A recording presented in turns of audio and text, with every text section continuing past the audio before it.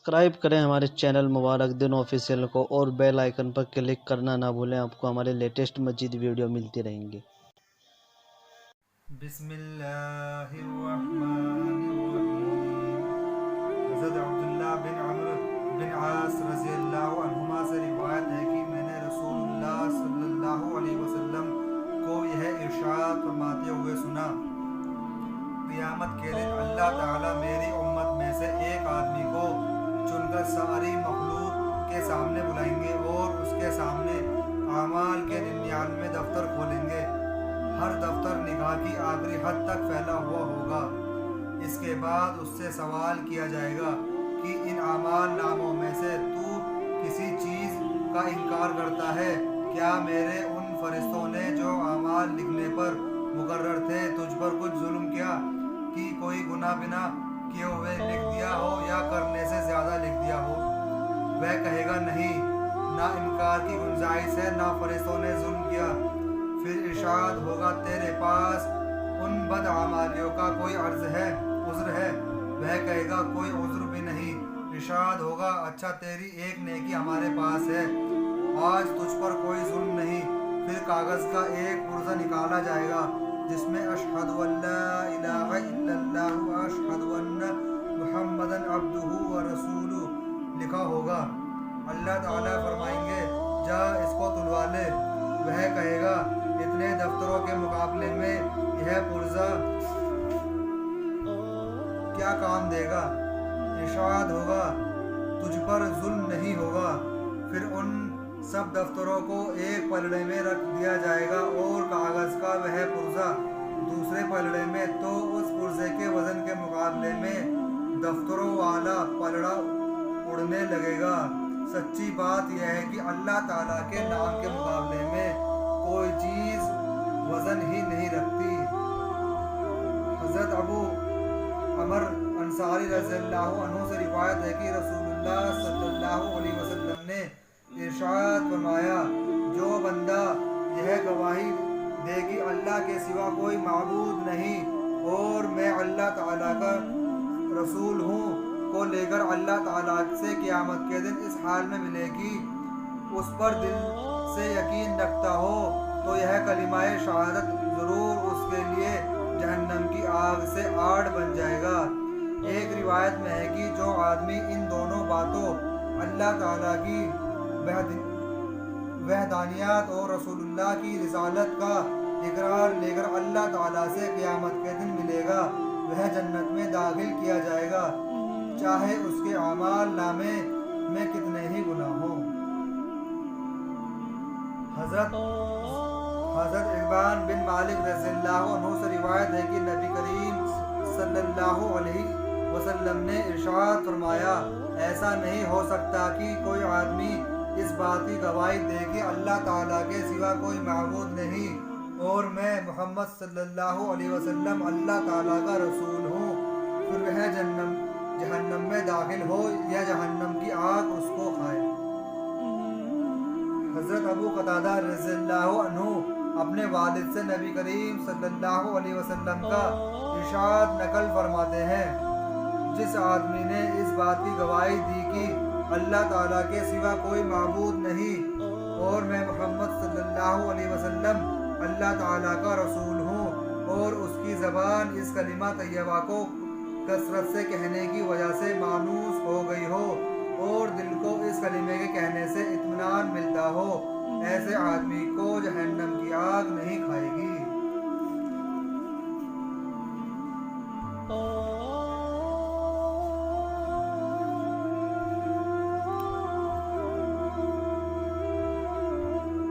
حضرت ابو ہریرہ رضی اللہ عنہ رسول اللہ صلی اللہ علیہ وسلم سے روایت کرتے ہیں کہ اللہ تعالیٰ کے یہاں 100 رحمتیں ہیں، اس نے ان میں سے ایک رحمت جن و انسان، جانوروں اور کیڑوں مکوڑوں کے بیچ رکھی ہے، اسی ایک حصے کی وجہ سے وہ ایک دوسرے پر نرمی اور رحم کرتے ہیں، اسی کی وجہ سے وحشی جانور اور بچوں پر شفقت کرتا ہے اور اللہ تعالیٰ نے 99 رحمتوں کو قیامت کے دن کے لیے رکھا ہے اور ان کے ذریعے اپنے بندوں پر رحم کریں گے۔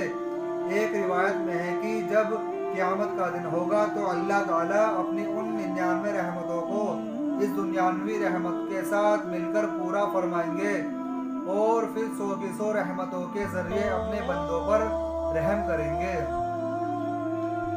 حضرت عمر بن خطاب رضی اللہ عنہ روایت کرتے ہیں کہ نبی کریم صلی اللہ علیہ وسلم کے پاس کچھ قیدی لائے گئے۔ ان میں ایک عورت پر نظر پڑی جو اپنا بچہ تلاش کرتی پھر رہی تھی۔ جیسے ہی اسے بچہ ملا اس نے اسے اٹھا کر اپنے پیٹ سے لگایا اور دودھ پلایا۔ آپ نے ہم سے مخاطب ہو کر فرمایا، تمہارا کیا خیال ہے، یہ عورت اپنے بچے کو آگ میں ڈال سکتی ہے؟ ہم نے کہا، اللہ کی قسم نہیں، خاص کر جبکہ اس بچے کو آگ میں نہ ڈالنے کی قدرت بھی ہے، کوئی مجبوری نہیں۔ اس پر آپ نے ارشاد فرمایا، یہ عورت اپنے بچے پر جتنا رحم و پیار کرتی ہے، اللہ تعالیٰ اپنے بندوں پر اس سے کہیں زیادہ رحم و پیار کرتے ہیں۔ حضرت ابو ہریرہ رضی اللہ عنہ فرماتے ہیں کہ ایک بار نبی کریم صلی اللہ علیہ وسلم نماز کے لیے کھڑے ہوئے، ہم بھی آپ کے ساتھ کھڑے ہو گئے۔ ایک دیہات کے رہنے والے نئے مسلم نے نماز میں ہی کہا، اے اللہ، صرف مجھ پر اور محمد صلی اللہ علیہ وسلم پر رحم کر، ہمارے ساتھ کسی اور پر رحم نہ کر۔ جب آپ نے سلام پھیرا تو اس دیہات کے رہنے والے سے فرمایا، تم نے بڑی وسیع کشادہ چیز کو تنگ کر دیا، گھبراؤ نہیں، رحمت تو اتنی ہے کہ سب پر چھا جائے، پھر بھی تم نہ ہو تو تم ہی اسے تنگ سمجھ رہے ہو۔ حضرت ابو ہریرہ رضی اللہ عنہ روایت کرتے ہیں کہ ایک بار نبی کریم صلی اللہ علیہ وسلم نماز کے لیے کھڑے ہوئے، ہم بھی آپ کے ساتھ کھڑے ہو گئے۔ ایک دیہات کے رہنے والے نئے مسلم نے نماز میں ہی کہا، اے اللہ، صرف مجھ پر اور محمد صلی اللہ علیہ وسلم پر رحم کر، ہمارے ساتھ کسی اور پر رحم نہ کر۔ جب آپ نے سلام پھیرا تو اس دیہات کے رہنے والے سے فرمایا، تم نے بڑی وسیع کشادہ چیز کو تنگ کر دیا، گھبراؤ نہیں، رحمت تو اتنی ہے کہ سب پر چھا جائے، پھر بھی تنگ نہ ہو، تم ہی اسے تنگ سمجھ رہے ہو۔ حضرت ابو ہریرہ رضی اللہ عنہ روایت کرتے ہیں کہ نبی کریم صلی اللہ علیہ وسلم نے ارشاد فرمایا، اس ذات کی قسم جس کے قبضے میں محمد صلی اللہ علیہ وسلم کی جان ہے، اس امت میں کوئی آدمی یہودی یا عیسائی ایسا نہیں جو میری نبوت کی خبر سنے پھر اس دین پر ایمان نہ لائے جس کو دے کر مجھے بھیجا گیا ہے، اور اسی حال پر مر جائے تو یقیناً وہ جہنمیوں میں ہوگا۔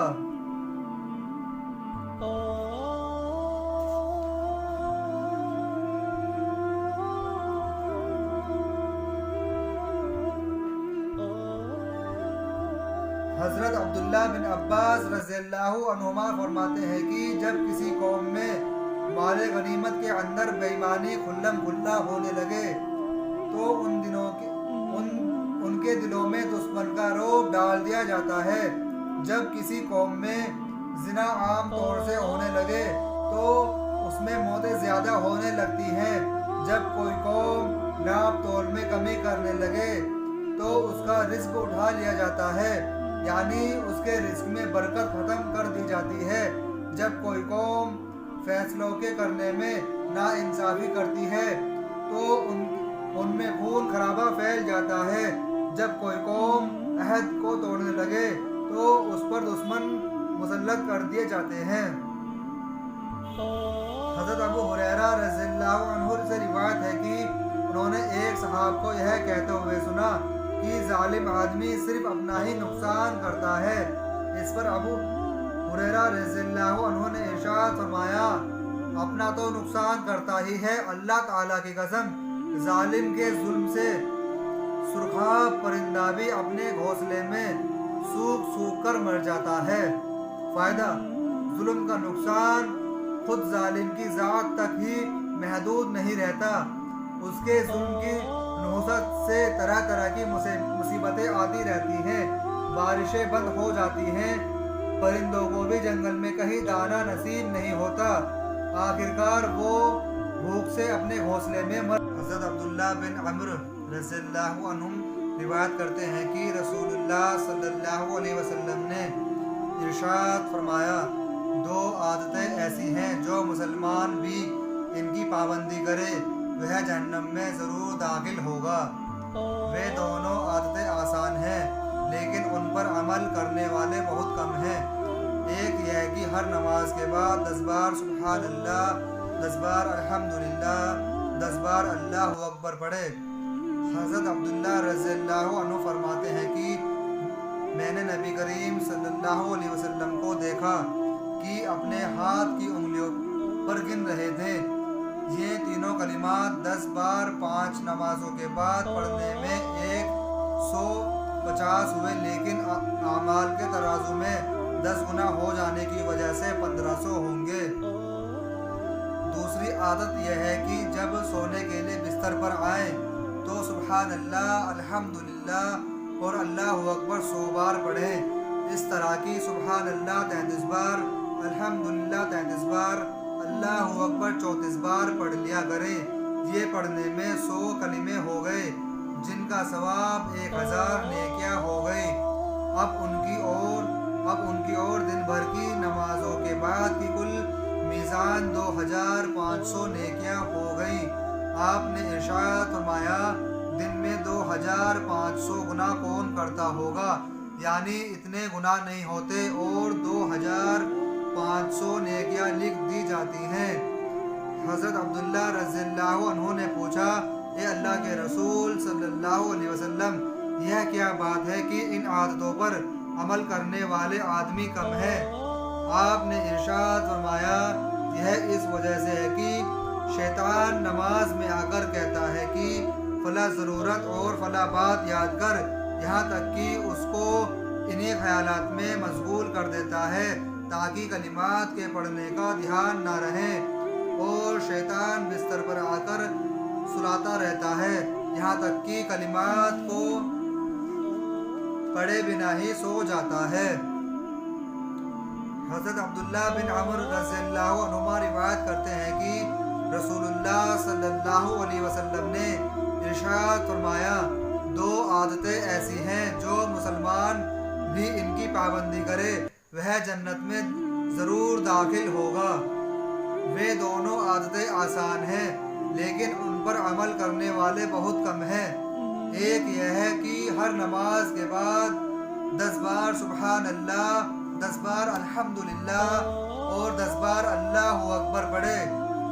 حضرت عبداللہ رضی اللہ عنہ فرماتے ہیں کہ میں نے نبی کریم صلی اللہ علیہ وسلم کو دیکھا کہ آپ نے ہاتھ کی انگلیوں پر گن رہے تھے کہ یہ تینوں کلمات 10 بار 5 نماز کے بعد پڑھنے میں 150 ہوئے، لیکن اعمال کے ترازو میں 10 گنا ہو جانے کی وجہ سے 1500 ہوں گے۔ دوسری عادت یہ ہے کہ جب سونے کے لیے بستر پر آئیں تو سبحان اللہ، الحمدللہ اور اللہ اکبر 100 بار پڑھیں۔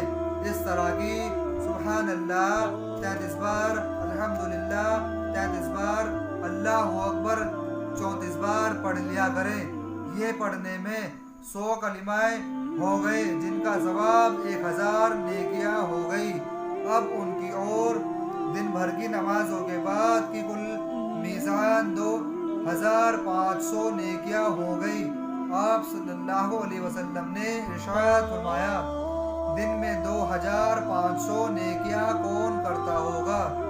یعنی اتنے گناہ نہیں ہوتے اور 2500 نیکیاں لکھ دی جاتی ہیں۔ حضرت عبداللہ رضی اللہ عنہ نے پوچھا، اے اللہ کے رسول صلی اللہ علیہ وسلم، یہ کیا بات ہے؟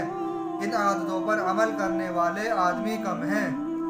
آپ نے ارشاد فرمایا، یہ اس وجہ سے ہے کہ شیطان نماز میں آ کر کہتا ہے کہ فلاں ضرورت اور فلاں بات یاد کر، یہاں تک کہ اس کو انہی خیالات میں مشغول کر دیتا ہے تاکہ ان کلمات کے پڑھنے کا دھیان نہ رہے اور شیطان بستر پر آ کر سلاتا رہے، یہاں تک کہ ان کلمات کو پڑھے بنا ہی سو جاتا ہے۔ حضرت عبداللہ بن سلمان رحمۃ اللہ علیہ سے روایت ہے کہ ایک صحابی رضی اللہ عنہ نے مجھے بتایا کہ ہم لوگ جب خیبر فتح کر چکے تھے تو لوگوں نے اپنا مال غنیمت نکالا، جس میں مختلف سامان اور قیدی تھے، اور خریدنا و بیچنا شروع ہو گیا کہ ہر آدمی اپنی ضرورتوں کا سامان خریدنے لگا اور دوسری زائد چیزیں بیچنے لگا۔